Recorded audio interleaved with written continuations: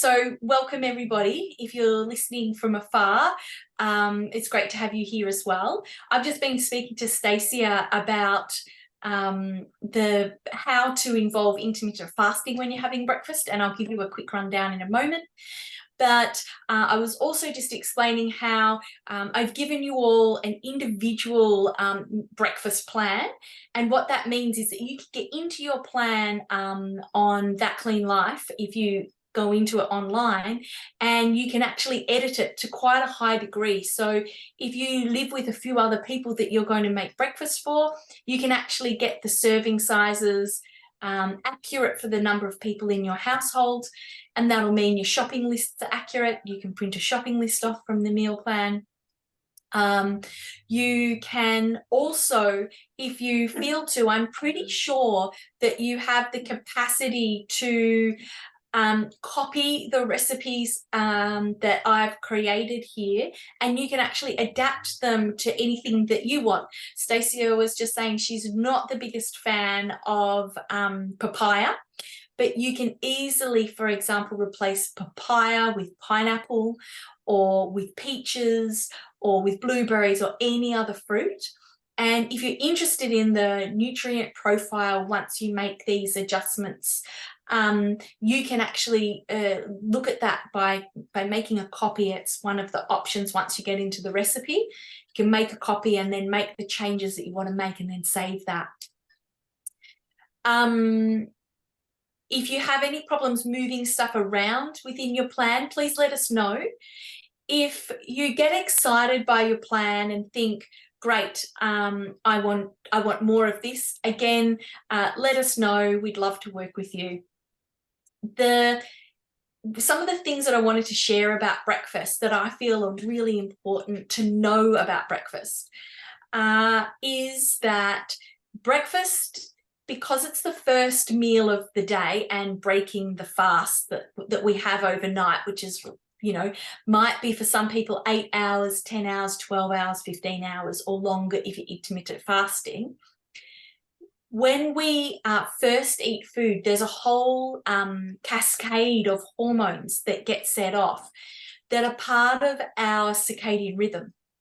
So we eat food, our cortisol responds, our sex hormones like our estrogen, our progesterone respond, another sort of stress energy hormone is DHEA, but also the whole way our thyroid works. It all starts playing off against this first introduction of food.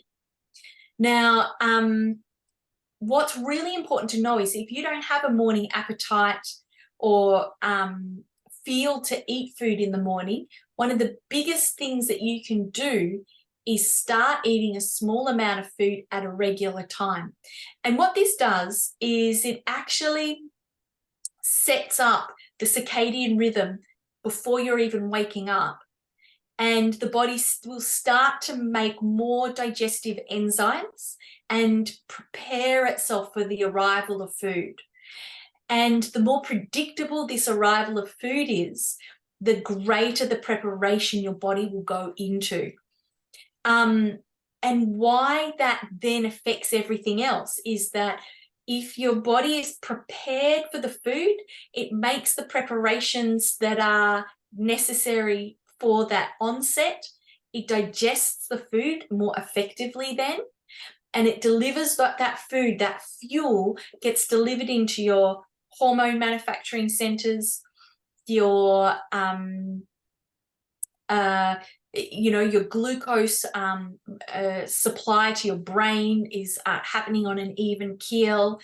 The whole manufacturing part of your body actually starts to just kick into gear, but not just that, it's expecting to kick into gear. So it has all the pieces lined up. If you sort of think of your body like a well-oiled machine, like an office, and if the taxis arrive, dropping off the workers at the same time, then the cleaning's already been done, the tea ladies have everything prepared. It's like a well-oiled machine, and if things are happening in a predictable and ordered manner, then things work better and more smoothly. So simply getting up and having a small meal, you will notice within a week that you actually have more morning appetite. The other thing is, and that's why I've developed the breakfast menu maybe a little bit more differently from what you would expect. I've got 2 items. I've got a breakfast and a snack. And that's because I wanted maximum flexibility. I wanted you to be able to go, actually, I don't have any morning appetite and I don't feel like eating. So what will I do? Well, one thing to do is just to pick the snack and maybe just have that.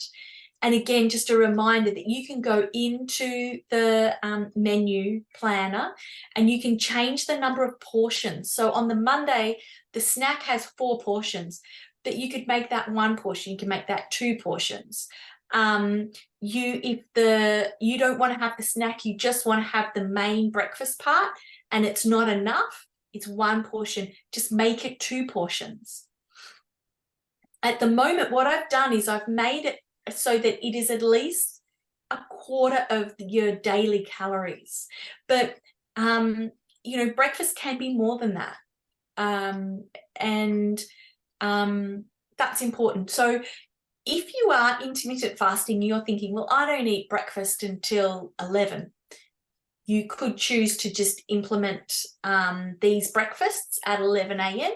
if that's what you choose. Just a couple of words about intermittent fasting. So you have to remember that if you're intermittent fasting, that means no tea, coffee, or anything that has flavor before you break your fast.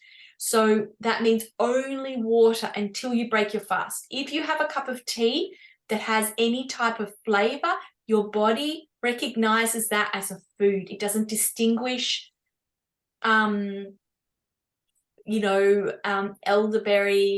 and cranberry tea from a meal. That tea is considered a food and your body will behave as if you have broken your fast. So it'll start putting the well-oiled machine into gear, but there's no fuel on board. And in your 20s, possibly your 30s, and for men, definitely into their 40s, but for women, what will happen is you will start to drain your cortisol resources and you start to put the system under a lot of stress. So if you are intermittent fasting, no food or flavored drinks before you break your fast. But I was just explaining to Stacia earlier, a great way of intermittent fasting later in life is to eat breakfast and eat lunch, and you can, depending on how you're getting your calories in, you might eat breakfast, late morning snack, early afternoon meal, or you might just choose 3 meals in your eating window, and then to fast from the afternoon, so from the end of your afternoon meal to fast. So you get your fasting window, afternoon, evening, sleep time, and then you wake. And that it sounds a little bit scary, but the women that I've worked with this have said that they've found it infinitely easier because the most intense part of the fasting they're actually asleep for, and they wake hungry. So consider that. Amanda, do you have any questions, or Stacia, do you have any questions that have come up? Yeah, I have a question, which is, I think from Jason Fung, some people say to break a fast, it's a certain number of calories. So I haven't actually heard the flavor thing before. So yeah. I have black coffee and I don't consider that to be breaking a fast. What's interesting and where you will find the flavor thing in the literature is in time restricted eating. So I had never heard of the flavor thing until I did metabolic balance. And in the metabolic balance training, it's very literature based, and they showed us the time restricted eating literature that showed that flavor actually triggered, the studies that show that flavor triggered the cortisol response and the insulin response. Yeah. And that's interesting, because I think time restricted eating is actually better anyway if you're matching it to your circadian rhythm than intermittent fasting and just picking out a period of time. Yep, absolutely. Look, a lot of the studies that get attributed to intermittent fasting are actually studies on time restricted eating. And so for anybody that they're like, what are they talking about? Time restricted eating is when you eat breakfast, you finish breakfast, and then you allow 5 hours to pass before you start lunch. Then you eat lunch, and you might have some lunch, you might have a little bit of fruit, and you might have a cup of tea, all within the space of 1 hour. And then you stop and you only drink pure water for 5 hours until you eat dinner.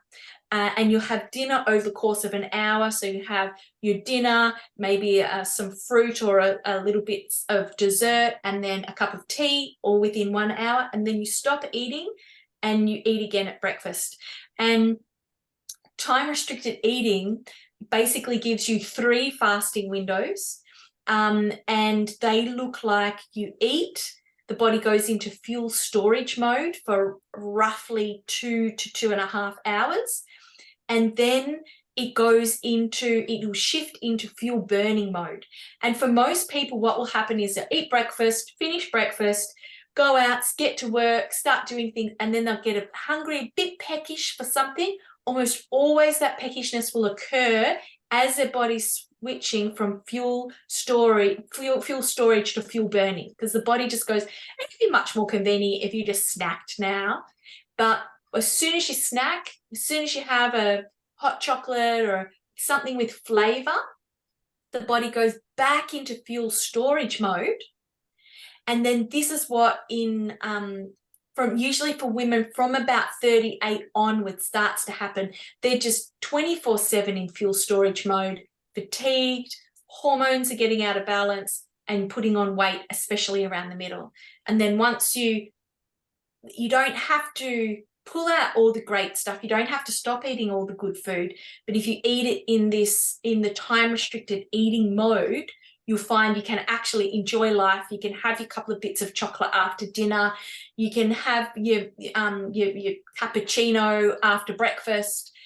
You can have all the things that you really enjoy, and you can have your waste as well. But you're saying confine it. Into these.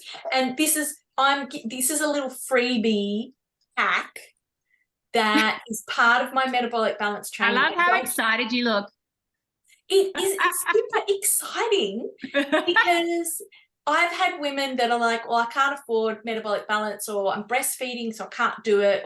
And if they have implemented this time restricted eating that I've told them about, they're like, holy fuck, the minute I did that, I felt better and my clothes fitted better. And I didn't feel like I was on a diet at all. I was eating good food. I was enjoying myself. I could have treats, but I lost 3 kilos straight away. Bam.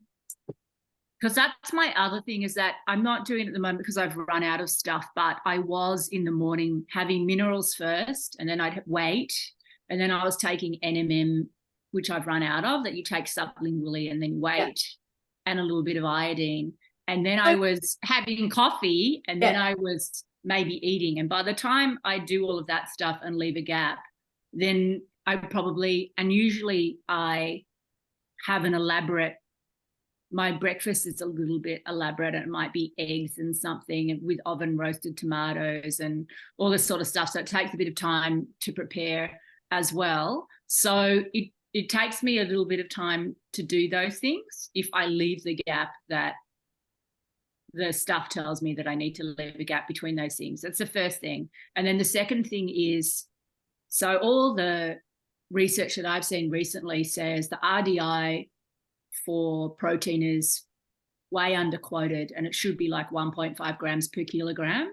So to me, then it's important that breakfast has protein. I also generally have absolutely essential savory breakfast. So some of the things, if breakfast is like, I don't know, if it doesn't have a lot of protein, I think it starts to then get a bit harder to try and have these other meals and make sure that you get enough protein in your diet. I mean, I live regionally now, so unless I prepare and take, collagen cookies with me and beef bars and stuff like that, like snack food around here is almost impossible. It's like a pie or a sausage roll or, we've got to sort of finish up because we're coming to the end of the time. Too many questions. But brilliant, and it's all really great. And you're right, breakfast has to include protein.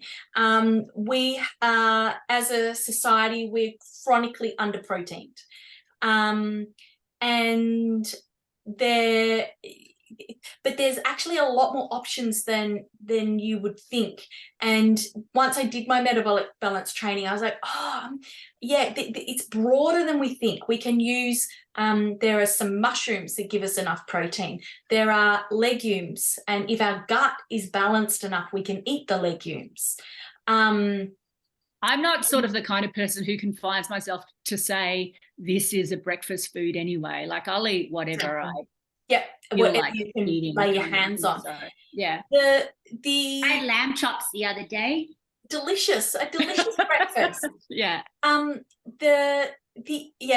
Breakfast is such an essential beginning of the day. And for me personally, I did intermittent fasting for extremely long time. When I shifted from that to metabolic balance, it was a complete change, and I've never looked back. And you've just become more and more excited, and I noticed your guns. Your biceps. Look at that. And also injured, haven't been to the gym haven't been able to work out properly for 3 months. So it's not it happens, it actually supports the change, and that change is potent. But maybe what I'm planning to do is I'm planning to have a metabolic balance similar thing, like group call. Anybody can show up. I'll record it and provide it long term, but it means that you can show up. Like I offer 15-minute free chats for people that are one-on-one, but maybe some people would feel more comfortable doing it as a group, I thought. Yeah. So what I'll do is we'll send this video out to everybody who's, there was about 30 odd people who signed up to the breakfast challenge. So we'll send out a video, a link to this recording, and then we will also check in with you guys in a couple of weeks, or maybe after Christmas, get a sense of, and maybe run another one in January just to see who did what and what worked. And in January, I will run a metabolic balance, a Q&A that everybody can join, and I'll talk in more detail about metabolic balance, how it works, how it's different, what my plan looks like. I'll share my plan with everybody so that, you can get a sense of what that's all about. But the time-restricted eating is powerful. Yeah, that makes sense. I mean, and what I tend to do, because I do quite a bit of exercise, is then and I don't have a lot of self-discipline, is then I know, for example, I shouldn't eat too close to when I'm going to sleep, but then I like sneak something and, and so those kinds of things have a difference. Next year, I will also be doing metabolic balance. I'll be doing some extra training in metabolic balance for athletes. And so once I've done that, I'll let you know, but it's really interesting. I'm going to have to say goodbye. Okay, thanks. Love to chat forever, but